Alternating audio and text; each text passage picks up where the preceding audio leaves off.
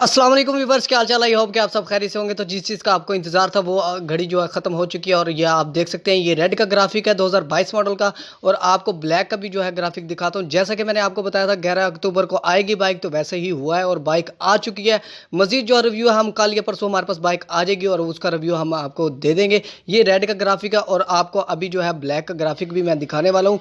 I hope कि आपको जो है वीडियो पसंद आई होगी और जल्दी से लाइक कर दें, सब्सक्राइब कर दें। नेक्स्ट वीडियो में इंशाल्लाह हम इस बाइक का जो है रिव्यू करेंगे और चेंजिंग्स अगर हुई या चेंजेस या नहीं हुई वो भी मैं आपसे शेयर करूंगा।